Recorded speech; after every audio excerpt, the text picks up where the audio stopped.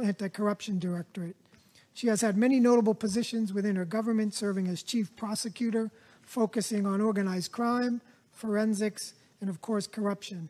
She also served as the Minister Counselor Representative to the Romanian Ministry of Justice at the European Commission, and has held other distinguished positions in the law enforcement area within the government of Romania. So for our first panelist, I'll give the floor to Ms. Kovesi.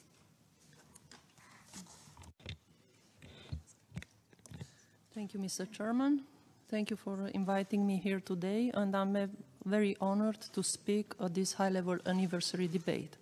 Ladies and gentlemen, I am the Chief Prosecutor of the National Anti-Corruption Directorate, DNA, a specialized prosecutor's office having exclusive jurisdiction in investigating high-level corruption. The UN Convention Against Corruption was ratified by Romania in 2004. At that time, corruption used to be a systemic problem in Romania. Corruption investigations used to deal only with petty crimes.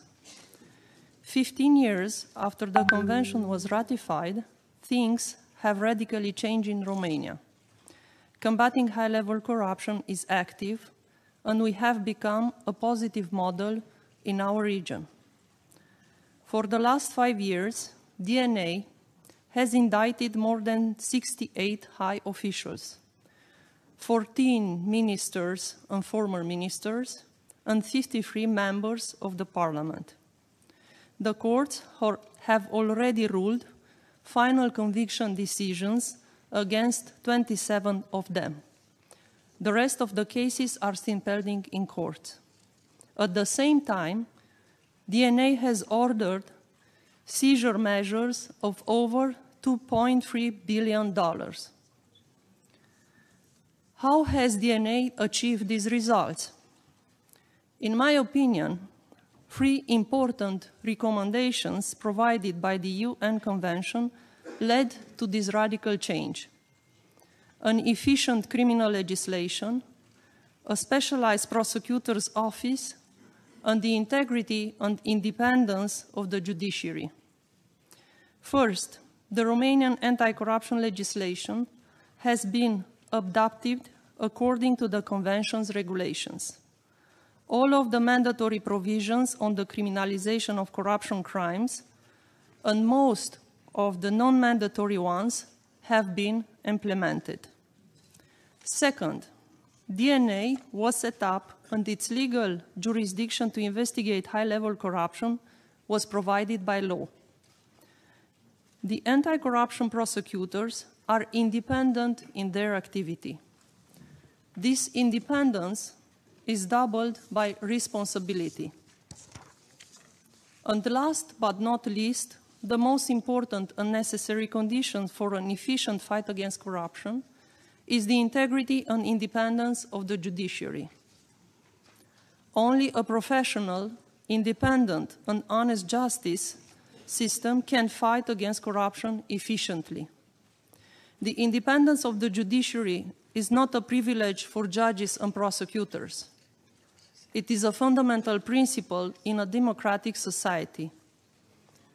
Only an independent judiciary can ensure a fair trial. Only an independent judiciary can enforce the law equally for everybody. The investigations carried out by the anti-corruption prosecutors have been received with hope and trust by the Romanian society. But at the same time, our results determined a counter-reaction. There have been repeated attempts to limit the efficiency of our investigations by initiatives of amending the anti-corruption legislation, by restricting the tools used by the prosecutors, or by denying waiving the immunity of the politicians involved in corruption cases. The entire justice system has faced attacks in the form of fake news and public statements, which could weaken the public trust in the judiciary. Thus, the most important challenge we are faced now in Romania is to keep the independence of the judiciary and the stability of the legislation.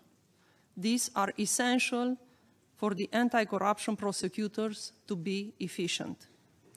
This is why the recommendations of the UN Convention remain as critical as important today as they were 15 years ago. Although we come from different legal systems, we face the same challenges in terms of independence and efficiency in combating corruption. I think we should reflect together on how the recommendations of the EU Convention are being respected. Thank you for your attention. Thank you, Ms. Kovesi.